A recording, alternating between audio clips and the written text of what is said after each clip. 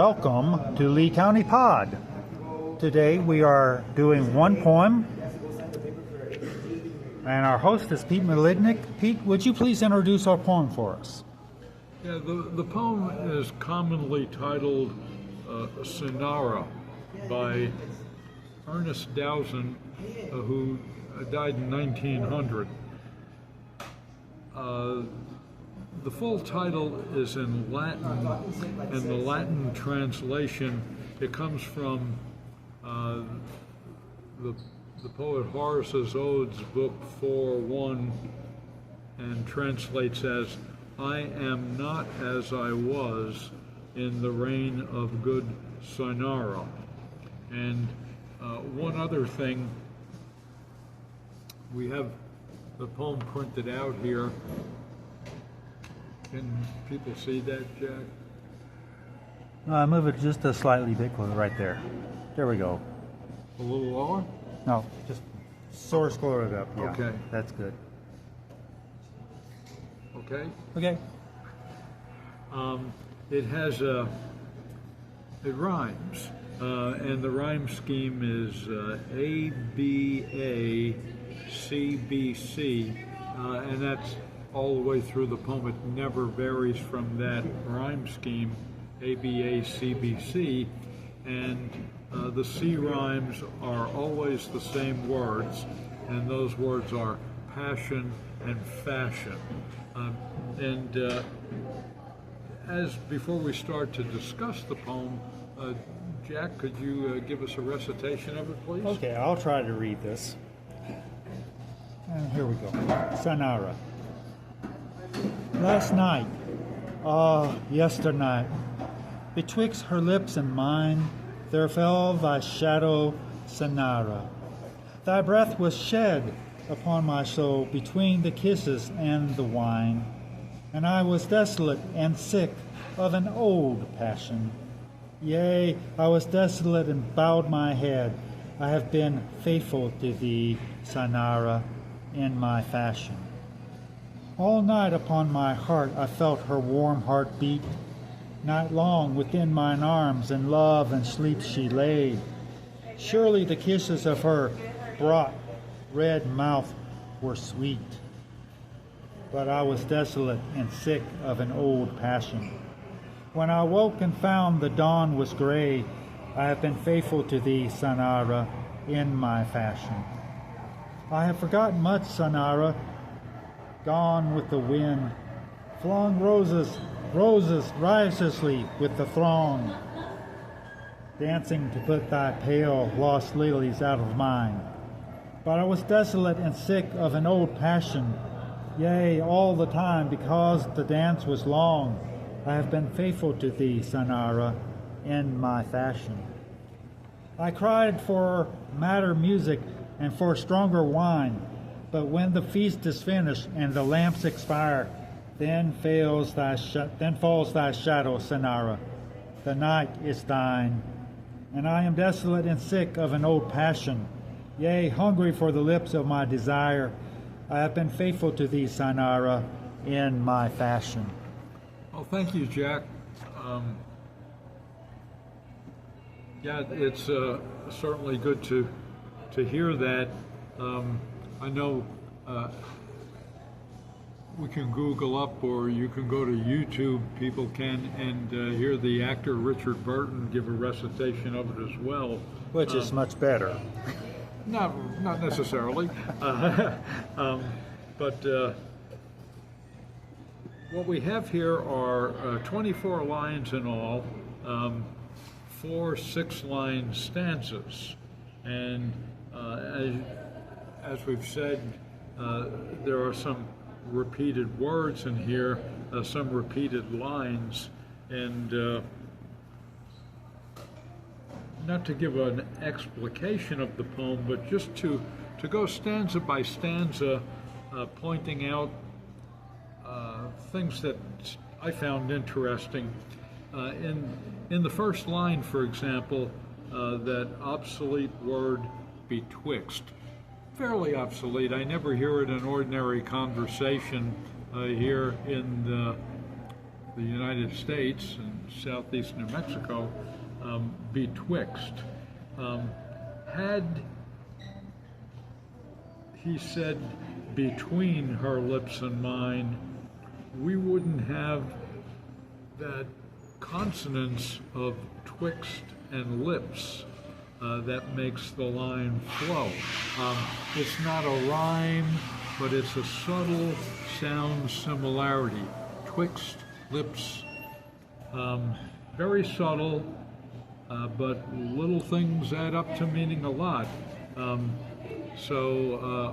yesternight between her lips and mine. No, that's a little too labored. And you notice too that he did not say just twixt, which he could have done. He could have shortened that word, but he didn't. Probably just because of the rhythm. Let's see what it would sound like without the B. Last night, yesternight, twixt her lips and mine. Sounds different from last night, yesternight, betwixt her lips and mine. You've got that sharp sound of B coming right in the middle, and it helps, I think. Well, the thing is that it gives an extra beat. Yeah. So it maintains the rhythm of the poem. Yes. I haven't scanned it or anything. I know that the first line is 12 syllables, but another thing is this. To get a full appreciation of the poem, everybody has to be, quote unquote, on the same page or in sync with this. The speaker is with someone and thinking out loud, thinking of someone else, and that someone else is Cynara. So when he says, "Thy breath was shed upon my soul," he's not addressing the person that he's with, but the person that he's thinking of. Last night, this is past tense, and yesternight, betwixt her lips and mine, there fell thy shadow, Cynara. Thy breath, your breath, Cynara, in other words, was shed. Thy breath was shed. Give me a break. We're not going to hear somebody say that in ordinary conversation. Even we're not going to hear them say your breath was shed. But when he says, thy breath was shed upon my soul, that's key there. It's key to grasp a sense of the poem, that he's with somebody and addressing somebody who's not there. Your breath, Cynara, was shed upon my soul between, and then he says between the kisses and the wine. So it's important to take note of that, and I think when he says, thy breath was shed upon my soul, somehow that works. Somehow that's musical. But in a lesser poem, it might be a very awkward phrase, thy breath was shed.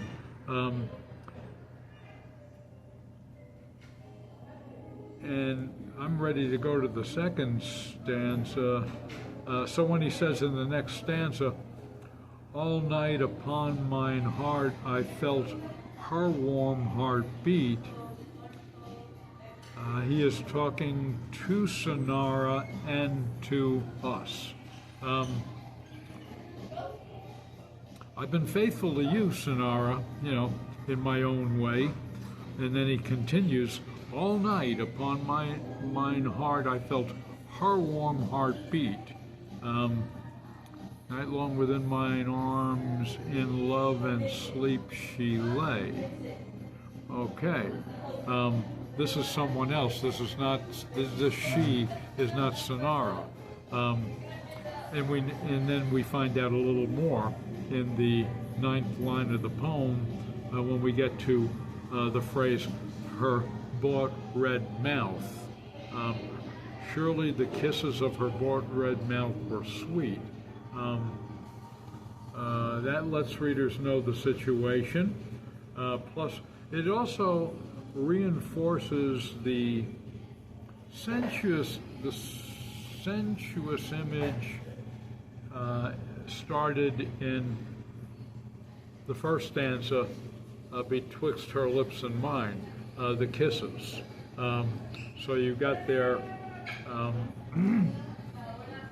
where is it? Okay. La la la la. Bought red mouth. That is what's called a synecdoche, a figure of speech in which the part represents the whole. So the bought red mouth there represents the bought person, the prostitute that the speaker is with.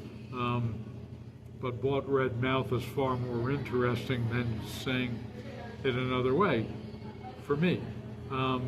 It lets readers know, and it reinforces the lips image in stanza 1. Just a little more, going stanza by stanza. In the beginning of stanza 3, we have gone with the wind. Okay, that phrase was taken by the writer Margaret Mitchell, not Martha Mitchell, two different people, for the title of her book that became an acclaimed epic motion picture, Gone with the Wind. The repetition of roses echoes the red mouth image, and also as it starts with flung, intensifies the passion. He can't just say that word, he can't just say the word passion, he's got to evoke passion, and I think that Dowson does so brilliantly in this poem. I have forgot much, Cynara, gone with the wind, flung roses riotously with the throng. Yes, roses repeated in succession, reinforced by the alliterative riotously, and what else?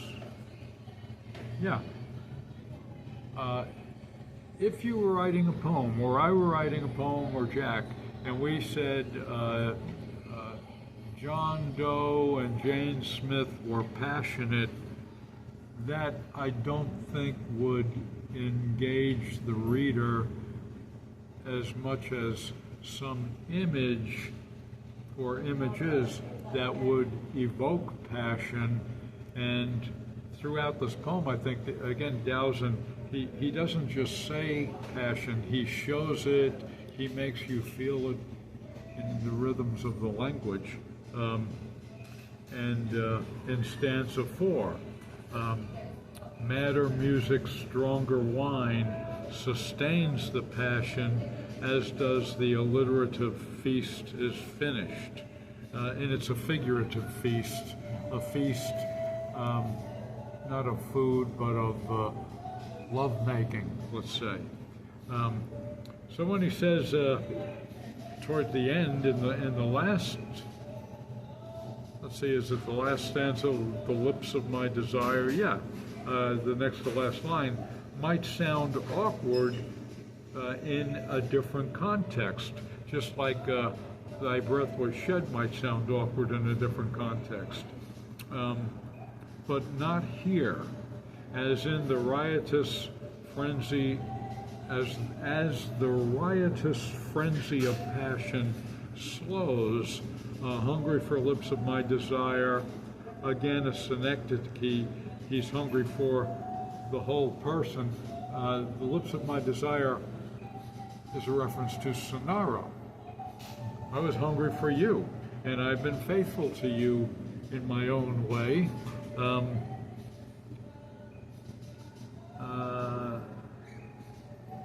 The repetitions in this poem are a significant part of its magnificence. So is its passion, so is the theme on desire, about being with one person and thinking of and wanting to be with someone else. So I would. This is one of the great lyrics of the English language for me. That, again, when we're looking at poetry in general, poetry is designed. You have to use elevated language to make poetry work, in my opinion. You have to use language that, or rather, you have to use words that are evocative. In other words, there are trigger words that put a picture into somebody's head. And you can do that effectively with contemporary speech, contemporary language. You can do that effectively, yes. But I think when we look at some of the older poetry that was written 100, 200 years ago, we get these archaic forms of words that heighten the experience. What we have here really is, well, in essence, it's really another ghost story. It's another, when he references dancing to put thy pale lost lilies out of mind. Well, that implies to me that Cynara is dead. She's no longer among the living. But he's dwelling upon her. She is in his mind, his thoughts, and his passion is actually towards her, but he can't have her. He cannot have this woman who is dead, so he goes and buys the next best thing. Because he's not there for romance. He's not there for love. He's there to quench his thirst, to quench his desire. He's been faithful to the woman who's no longer there, but there's still this sort of betrayal in what he's doing. It's a betrayal of her memory in many respects. But he is helpless in his grief. He is helpless in his desire. And again, in a way, this is a ghost story because what haunts him is the woman who is not there.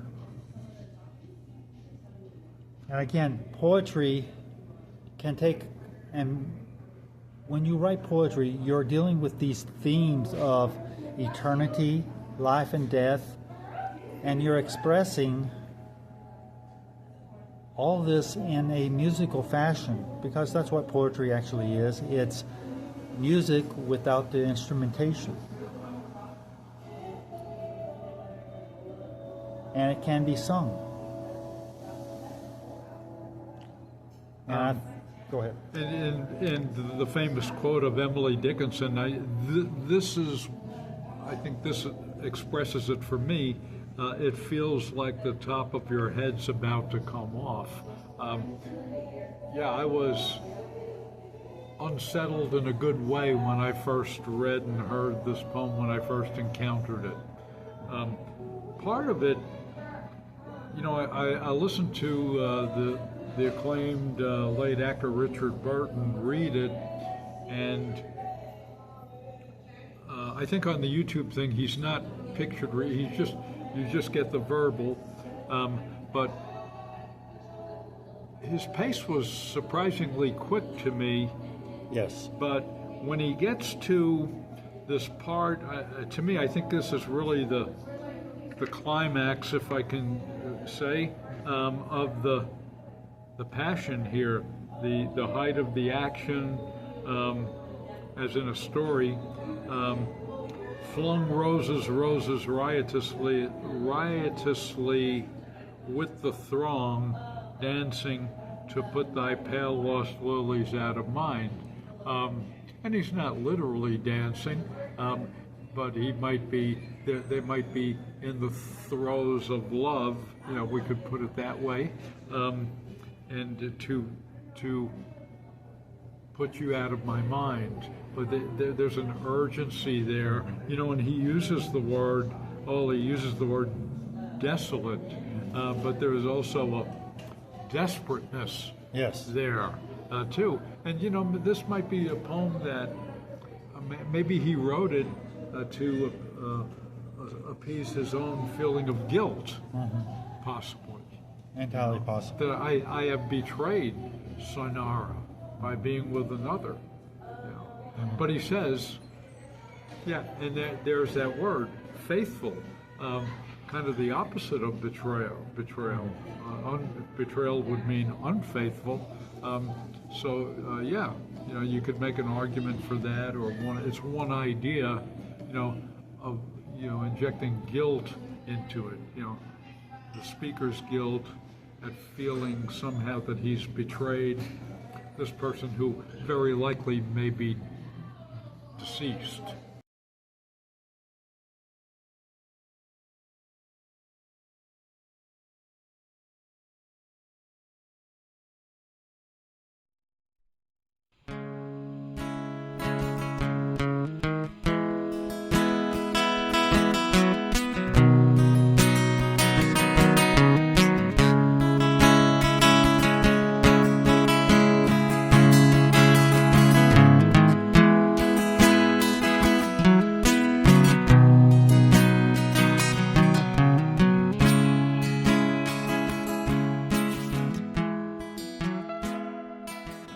Okay, we experienced some technical difficulties, so we're back, and we are concluding our discussion of Cynara by Ernest Dowson.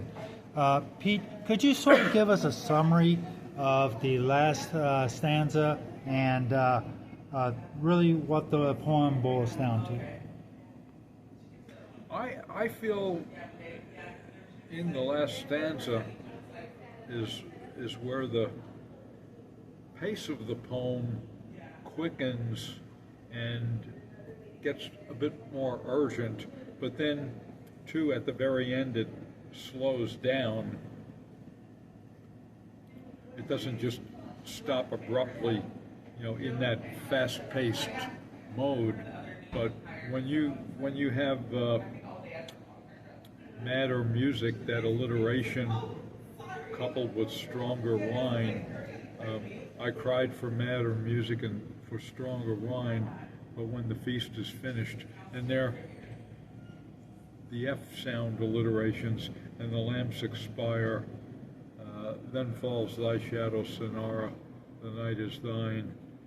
And then, to me, he slows down after that, and I am desolate and sick of an old passion. Yea, hungry for the lips of my desire, I have been faithful to thee, Cynara, in my fashion. In a different context, the lips of my desire might be awkward, sentimental, or maudlin. Let's see if we can get an example. My heart was on fire for her, she of the lips of my desire, and something like that, just to get an idea. But in this poem, that phrase works well, simply because what has come before it was all this mouth imagery. Betwixt her lips and mine, between the kisses, bought red mouth, let's see, and then it comes down to that. Also,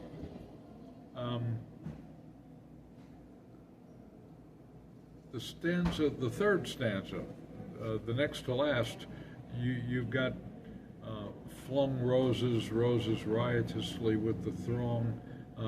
There too, a very urgent feeling to the tone of this poem, and that activity following the famous phrase "gone with the wind," made into a novel, made into an epic movie.